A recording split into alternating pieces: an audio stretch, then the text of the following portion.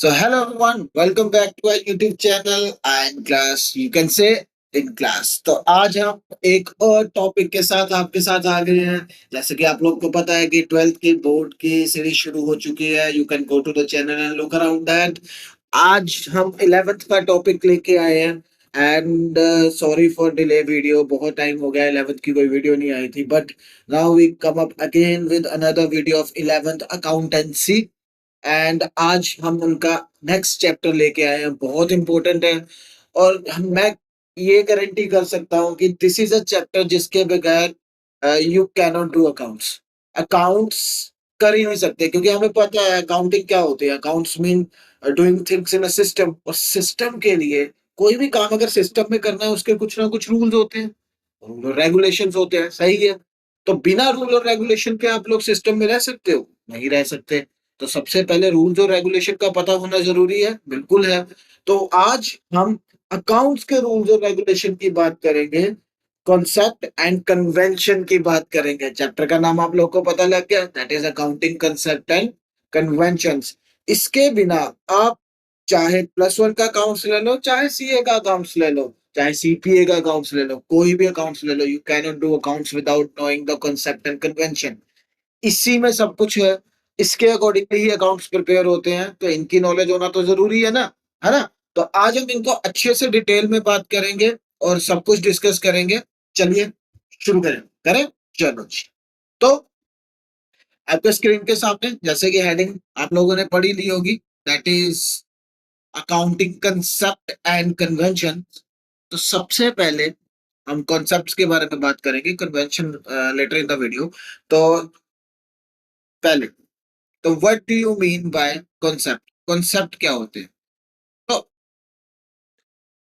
जैसे कि आपके सामने आ ही गया है already, we have multiple type of concept in accounts: business entity, money measurement concept, going concern concept, accounting period concept, accounting cost concept, dual aspect concept, matching concept, realisation concept, accrual concept. कितने concept है यार, एक एक करके इतने अच्छे से करेंगे, कुछ नहीं भूलने वाला।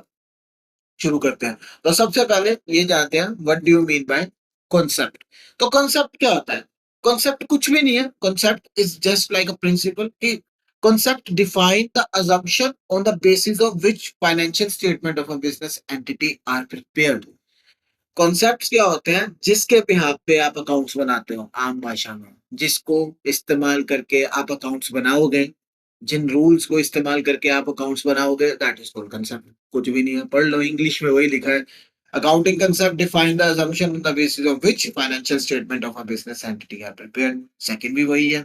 Concepts are those basic assumptions। ये एक सोच है, इनको मान के चलना पड़ता है। जैसे रूल है ना कि लाल बत्ती पे गाड़ी रोकनी पड़ती है, किसने कहा लाल बत्ती पे गाड़ी रोकनी चाहिए? ये बताया जाता है ना।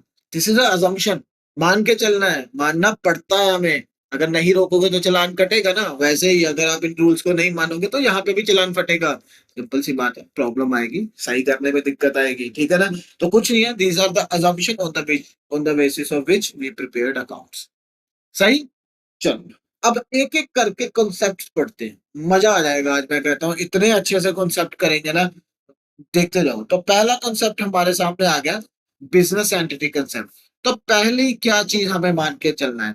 कंसेप्ट हमने अभी बोला ना, मान के चलना है। तो पहला क्या मानना है? पहला मानना है कि भाई साहब, बिजनेस और मालिक दोनों एक दूसरे से अलग अलग होंगे। यार, कैपिटल लायबिलिटी क्यों होती है, इसके बारे में 90% बच्चों को नहीं पता होगा। क्योंकि कैपिटल तो वो पैसे होते हैं जो हम काम पे लगाते हैं, फिर भी वो हमारे लिए लायबिलिटी कैसे बन गई, वो उधार कैसे बन गया कंपनी के लिए। तो उसका रीजन है दिस कंसेप्ट, ये है। देखो मैं आपको एक स्टोरी सुनाता हूँ, मनगढ़ंत है पर आपको अच्छे से समझ आएगा। और रीजन यही होगा, कभी ना कभी निकला होगा।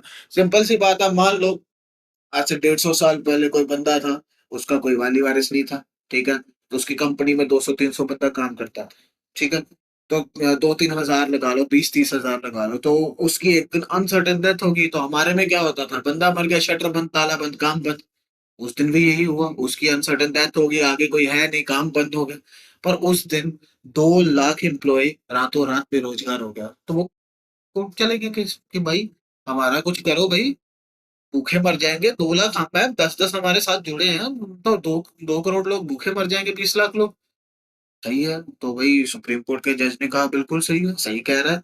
तो भाई उनका पैनल बैठा, ताम झाम लेके बैठ गए कि हाँ भाई क्या करें कैसे करें भाई, बड़ी टेंशन की बात हो गई है।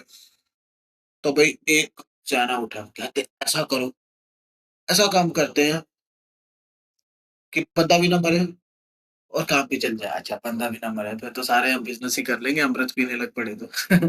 तो फिर उन्होंने कहा कि सीरियसली उन्होंने ये कहा होगा कि ऐसा करते हैं हम, व्हाई नॉट वी हम बिजनेस को ही इंसान बना देते हैं, हम उसको ही इंसानी दर्जा दे देते हैं। उससे क्या होगा, आर्टिफिशियल पर्सन है, सांस तो है नहीं, ना कभी मरेगा ना बंद होने का खतरा रहेगा। सही। तो वो ही उन्होंने किया उस दिन, उन्होंने बिजनेस को आर्टिफिशियल पर्सन का किरदार दे दिया। तो जब किसी पर्सन को किस चीज को पर्सन का किरदार दे दिया, आप उसका कोई मालिक हो नहीं सकता। इसीलिए Mukesh Ambani is not a owner of Reliance. CEO हो सकता है, चेयरमैन हो सकता है, मालिक तो नहीं है ना। पढ़ लेना जाके, हाँ, एक भी मिलेगा तो बताना। नहीं है ना। तो सिंपल सी बात है उस दिन। तो आप मेरे को बताओ, अगर आपने किसी को पैसे दिए हैं तो आप क्या कहोगे, मैंने उसको पैसे दिए हैं कि लगाए हैं? कहोगे ना दिए हैं। तो दिए का मतलब क्या हो गया, उधार है भाई उस पे। तो वैसे ही हम कंपनी पे पैसे देते हैं, हम कंपनी पे पैसे लगाते नहीं है, क्योंकि कंपनी इज आर्टिफिशियल पर्सन। तो कंपनी के ऊपर क्या होता है, उधार होता है। That's why capital is a liability, and that is all about business entity concept. Business entity concept क्या कहता है, इस owner and business is treated separate from each other. ये दोनों एक दूसरे से अलग माने जाते हैं। ठीक है। और ये मान के ही हमें अकाउंट्स बनाना है कि हम जब कंपनी के अकाउंट्स बना रहे हैं, किसी ओनर और पर्सन के अकाउंट्स नहीं बना रहे। तो द कंसेप्ट पढ़ लेते हैं। The concept assume that for the accounting purpose the business enterprise and its owner are two separate independent entities. Business and personal transaction of its owner are separate. Example के लिए, the owner invest money in the business, it is recorded as liability of business to the owner. आ गया ना। Similarly when owner take away from the business cash goods for her personal use, it is not treated as business expense. वैसे ही अगर मैं business से पैसे बाहर निकालूंगा अपने पर्सनल एक्सपेंस के लिए, तो फिर बिजनेस ने भी मेरे को पैसे दिए हैं तो मेरे ऊपर उधार रहता है, और बिजनेस के लिए वो एक्सपेंस नहीं माना जाता। क्लियर हुआ? That is why that is called drawing, निकाला है। चले। चलो। अब अगला कंसेप्ट कौन सा आ गया, अगला कंसेप्ट कौन सा आ गया हमारे पास, अगला कंसेप्ट आ गया मनी मेजरमेंट कंसेप्ट। अब मनी मेजरमेंट कंसेप्ट क्या है? सिंपल सी बात, हमने डेफिनेशन में ही पढ़ा था कि हम सिर्फ वो ही ट्रांजेक्शन्स रिकॉर्ड करते हैं which can be measured in terms of money. Accounts है भाई। तो this concept assume that business transaction must be in term of the money, that in the currency of a country in term of such transaction are in terms of rupees। मतलब कोई भी ऐसी चीज जो पैसों में नहीं ट्रीट की जा सकती, we can not record that. मान लीजिए राम एंड श्याम 2 पर्सन है। ठीक है। राम काम करता है, श्याम भी काम करता है, सेम कंपनी में करता है, दोनों की सैलरी सेम है, 10-10 हजार। राम 50 यूनिट बनाता है, श्याम 20 यूनिट बनाता है, बट हम ये नहीं ना लिखते कि वो 2.5 गुना ज्यादा काम करता है तो उसकी क्वालिटी, उसकी सैलरी अकॉर्डिंग टू, ये तो हमें 25 हजार का पड़ रहा है, नहीं ना। हम लिखते हैं राम सैलरी 10,000, श्याम सैलरी 10,000, खत्म। Because salary can be measured in terms of money, quality can not be. तो एग्जाम्पल यहाँ कुछ और दी है, आप पढ़ सकते हो। Sale of good worth 2 lakh, rent 10,000 are expressed in term of money, so they are recorded in books, but the transaction which cannot be expressed in term of monetary, not recorded in books, like sincerity, quality, loyalty दिए हुए हैं, you can take a screenshot of that। चले आगे। चलो। अब तीसरी क्या मान्यता है भाई, तीसरा क्या मान के चलना है, तीसरा मान के चलना है गोइंग कंसर्न कंसेप्ट। पहले से ही जुड़ा है, क्योंकि कंपनी को हमने आर्टिफिशियल पर्सन एक रीजन के कारण ही बनाया था कि कंपनी बंद ना हो, कंपनी चलती रहे, कंपनी कीप ऑन गोइंग। तो उसके बेस पे एक और मान्यता है कि हम कंपनी का अकाउंट ये मान के बनाते हैं कि कंपनी हमेशा के लिए चलती रहेगी, कीप ऑन गोइंग।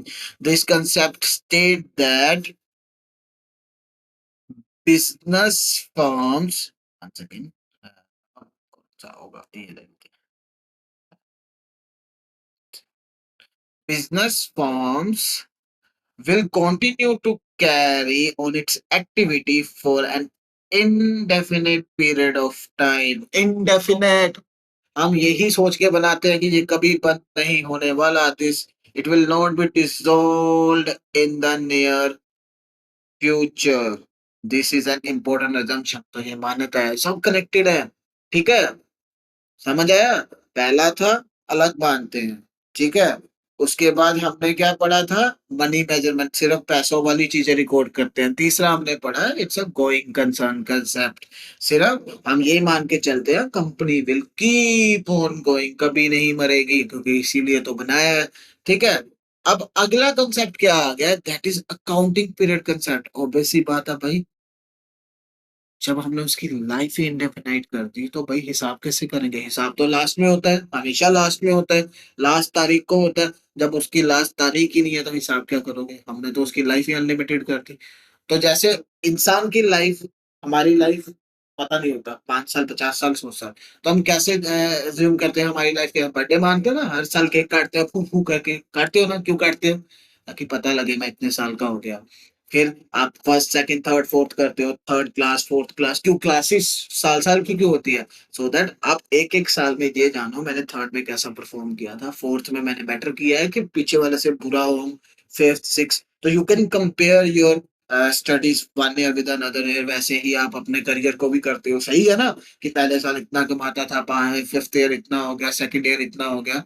तो सेम विद अकाउंट्स भाई। मैं जानूं कैसे कि मेरा बिजनेस बढ़ रहा है कि कम हो रहा है? कैसे पता लगेगा? तो सिंपल है, मेरे को हिसाब बनाने पड़ेंगे। इसीलिए मैंने अकाउंट्स की लाइफ को भी हिस्सों में बांट दिया हुआ है। दैट इज ईयर, साल बाद इसका भी बर्थडे मन होता है, 31 March closing date and 1 April is opening date, birthday कटेगा 1 अप्रैल को। ठीक है। और हर साल हम इसके हिसाब बनाते हैं और अगले साल को पिछले साल से कंपेयर करते हैं, सिंपल। इसीलिए जो एक ईयर होता है, जैसे हमारा बर्थ क्या कहते हैं ना, कैलेंडर ईयर होता है, वैसे अकाउंट्स का जो साल 1 अप्रैल से 31 मार्च तक होता है, उस ईयर को हमने नाम दिया हुआ है अकाउंटिंग पीरियड। ठीक है। और इस कंसेप्ट में हमने उसी की बात की है, जो मैंने बोला वही दिखा है, पढ़ लो। All the transaction are recorded in the books of account on the assumption that profit on this transaction are to be a certain for a specific period. This is known as accounting period concept. This concept required that a balance sheet and profit and loss should be prepared at a regular interval, ठीक है ना, ताकि वो regular interval बन पे से। And this is necessary for different purpose like calculation of profit, ascertainment of financial position, भाई पता करना है ना आगे बढ़े के पीछे बढ़े, एंड टैक्स कंप्यूटेशन। समझ आया? सही लगा? बिल्कुल। चलो आगे चलें। तो अगला कंसेप्ट आ गया अकाउंटिंग कॉस्ट कंसेप्ट। अब अकाउंटिंग कॉस्ट कंसेप्ट क्या करता है? कॉस्ट कंसेप्ट ये कहता है कि हम सिर्फ वो ही वैल्यू रिकॉर्ड करते हैं जो हम खर्चते हैं। मैं 50 रुपए खर्च किया है, कॉपी में क्या लिखूंगा कि मैंने कितने पैसे खर्चे? 50 ना। आपने एक घर लिया, 20 लाख का लिया, क्या बताओगे? 20 लाख का लिया। अब आने वाले टाइम पे चाहे वो 30 लाख का हो जाए, पर आप अब जब भी शो करोगे, आप क्या शो करोगे कि मैंने कितने का खरीदा था? आपने उसको 20 लाख का खरीदा था। That is cost concept. हमें मान के चलना होता है, हम यही रिकॉर्ड करते हैं कि each transaction will be recorded on cost value. हम उसको मार्केट वैल्यू पे रिकॉर्ड नहीं करेंगे, चाहे वो जो मर्जी होती जाए, हम उसको सिर्फ कॉस्ट वैल्यू पे ही रिकॉर्ड करेंगे। It state that all the assets are recorded in the books of account at their purchase price, which include cost of acquisition, transportation, installation, and not its market value। सारा खर्चा, चीज खरीदने तक, उसको useful करने तक जितना खर्चा होता है हम सब लिखेंगे, बट मार्केट वैल्यू नहीं लिखेंगे। सही? हाँ। इट मीन्स फिक्स एसेट जो भी होते हैं that has to be record on cost value. सही? चले। चलो, अब अगला कंसेप्ट जो हमारे पास आ गया है that is dual aspect concept. अब मेरे को ये बताओ, इसको समझने के लिए ना एक एग्जांपल देता हूँ। अब मेरे को एक चीज बताओ, आप हो, सर, मान लीजिए ये आप हो, ये एक शॉपकीपर है, ठीक है। और आपने शॉपकीपर से लेस का पैकेट खरीदा, 10 रुपए का लेस का पैकेट है। आपके और शॉपकीपर के बीच में कितनी ट्रांजेक्शन हुई? फटाफट बताओ। एक, दो, तीन, चार, कितनी हुई? दो। आपने 10 रुपए दिए और लेस का पैकेट खरीदा। कितनी ट्रांजेक्शन हुई आपके और शॉपकीपर के बीच में? एक, दो, तीन, चार? तो नहीं भाई नहीं, चार हुई। भाई आपने 10 दिए, 10 माइनस हुए, लेस आया, इसका सवाल भी तो आया। तो आपकी बुक्स में कितनी ट्रांजेक्शन हुई? दो। और शॉपकीपर की बुक्स में कितनी हुई? दो। तो टोटल कितनी ट्रांजेक्शन हुई? चार। पर अपनी अपनी बुक्स में कितनी हुई? दो। तो हर एक ट्रांजेक्शन के कितने इम्पैक्ट होते हैं? दो। अगर कुछ आता है तो कुछ जाता है। That is called dual aspect concept, कि each and every transaction has two sides, each and every transaction has two impact. ठीक है, तो at that base recording business transaction in the books of account, the concept assume that every transaction has dual effect। Her transaction के कितने effect होते हैं? दो। देखो ना, लेज का इफेक्ट लेज अकाउंट में जाएगा, कैश का इफेक्ट कैश अकाउंट में जाएगा। Therefore transaction should be recorded at two place.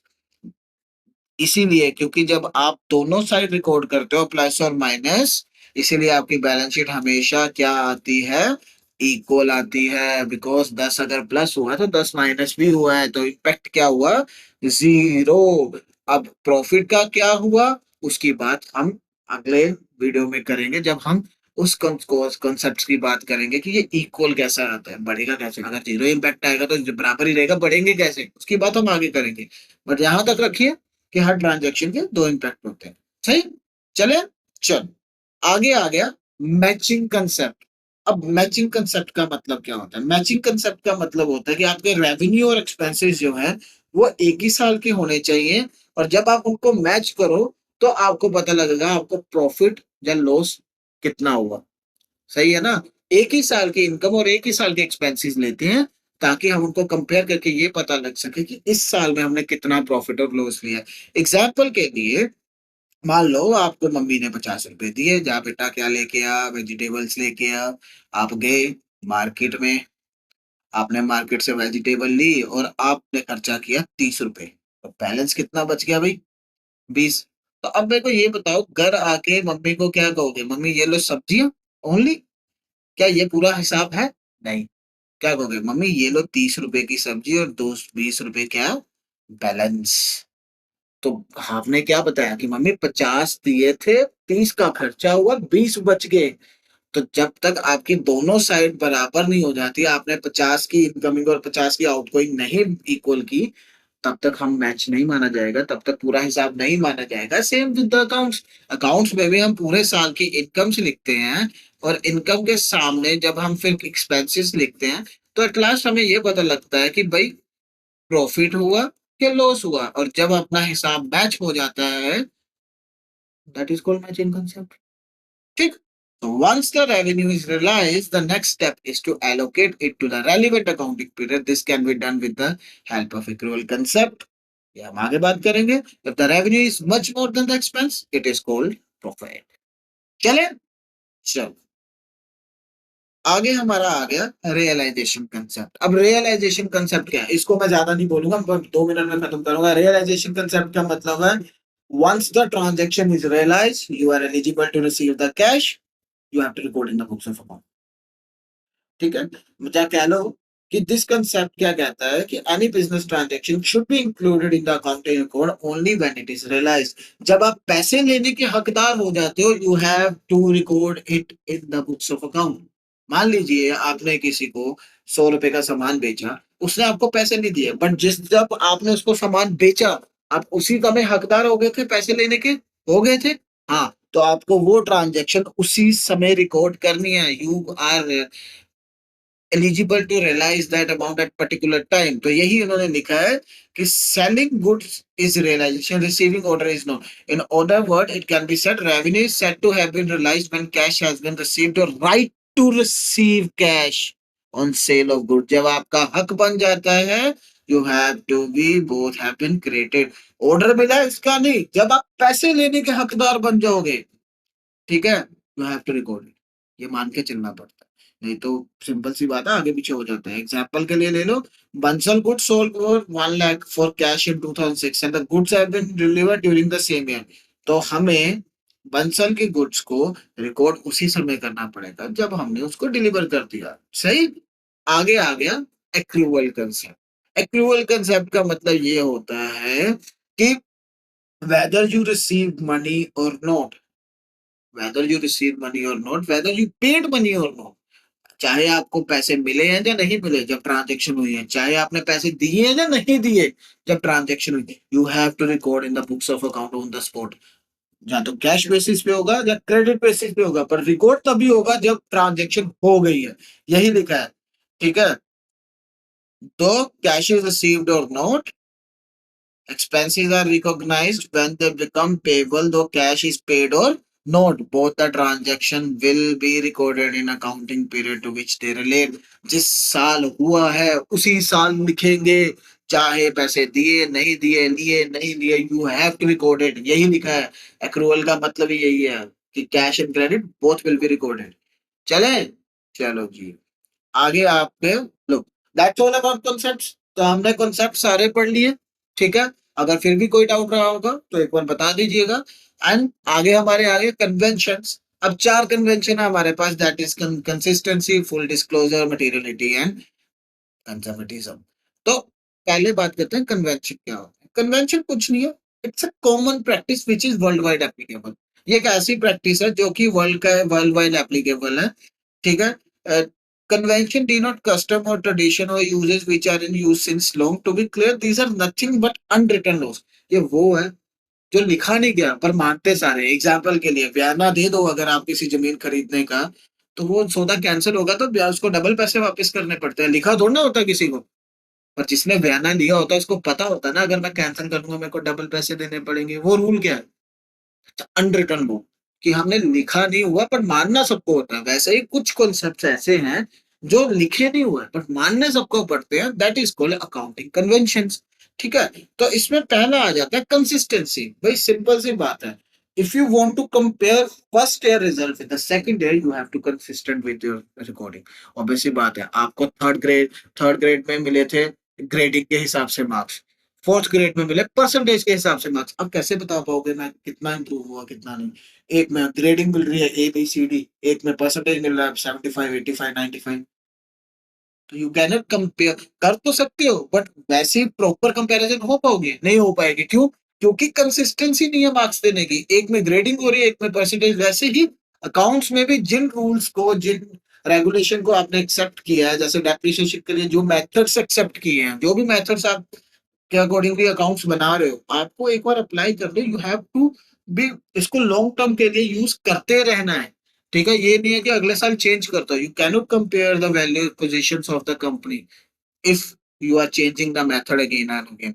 तो यही लिखा है, should be prepare principle accounting principle should be use for preparing financial statement year after year. Consistency का मतलब ये होता है, and meaningful conclusion can be drawn from financial statement same enterprise when there is comparison between over the period, but this can be possible only when accounting policies and practice followed by enterprise are uniform and consistent। समझ आया? सही, चलो अब आगे चले। ये तो हो गया कन्वेंशन। सेकंड हमारा कन्वेंशन क्या है? Second is full disclosure convention. ये तो भाई सही है ना, कुछ भी छुपाना नहीं है। ये मान के चलना पड़ता है कि जो अकाउंट्स आप बना रहे हो आपने सब कुछ शो किया है। हमें ये मान के बनाना पड़ता है कि हम कुछ छुपाएंगे नहीं। भाई इन्वेस्टर पूरा मान जाएंगे, अगर आप चोरी करोगे तो इन्वेस्टर भाग जाएंगे, इन्वेस्टर भाग गया तो कंपनी बंद होने के कगार पे आ जाएगी। सिंपल सी बात है। Each and every transaction which is relevant material facts, जो भी आपको लगता है कि जरूरी है और related to business, you have to disclose in the books of account, नहीं छुपा सकते, otherwise it is treated as illegal activity। समझे? तो convention of full disclosure require all the material and relevant fact considering financial statement should be fully disclosed। ठीक है, मतलब बिल्कुल साफ सुथरा बनाना है, कुछ छुपाना नहीं है। ठीक है, full refers to complete and detailed presentation of information। सही, चल आगे चले, चल। एंड लास्ट नहीं है, सेकंड लास्ट है, sorry, that is convention of materiality.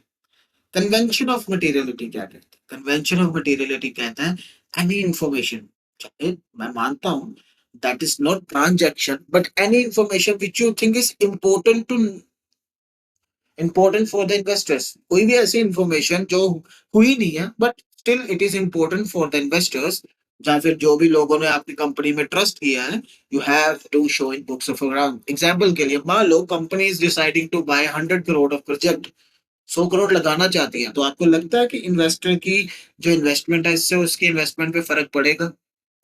अगर उसको डिसीज इसका बारे में पता लग जाए तो क्या उसके डिसीजन पे फर्क पड़ सकता है? हाँ पड़ सकता है भाई। कंपनी 100 करोड़ खर्चने जा रही है, क्या पता वो पैसे ना लगाए, क्या पता ज्यादा लगा दे। तो हुई नहीं है, still they are planning to do that, शायद अभी किया ही नहीं है उन्होंने, but still that information is important, that will be recorded in the books of account. जहाँ बुक्स ऑफ अकाउंट में हम शो जरूर करेंगे, नीचे नोट में ही करके दे कि ये company is planning to do. ठीक है, तो that is called concept of materiality. Convention of materiality state to make financial statement meaningful, only material facts, important and relevant information should be supplied to user of accounting information. The question that arise, what is material fact? The materiality of fact depend upon its nature and the amount involved.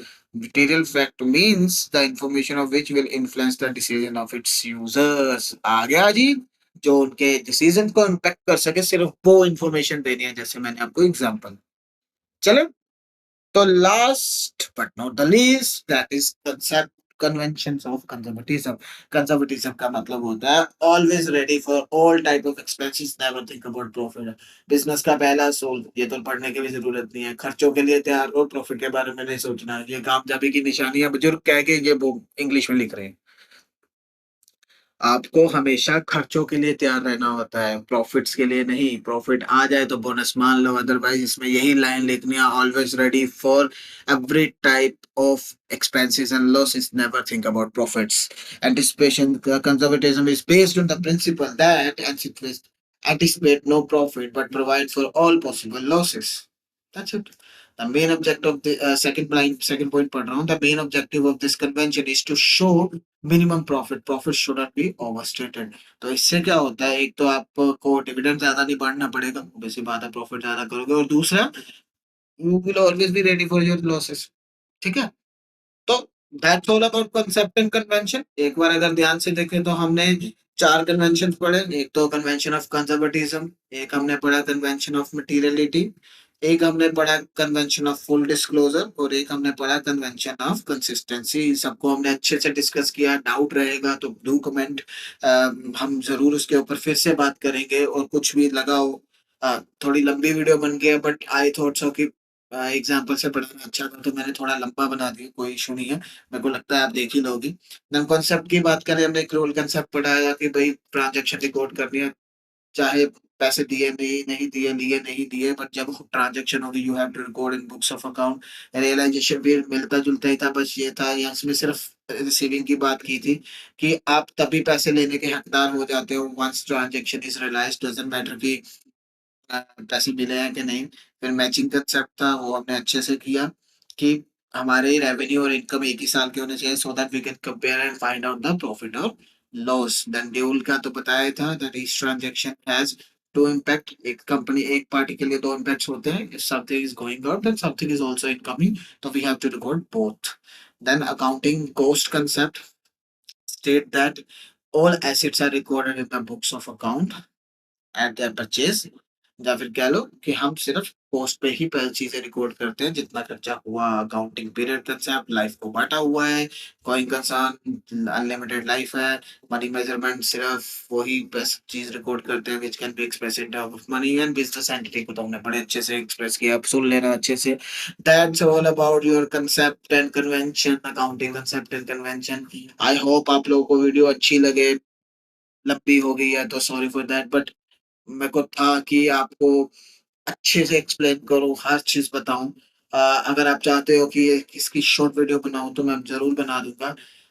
Thank you so much for watching and do like, subscribe and share the channel if you want that content more, or hope I will see again soon. Thank you.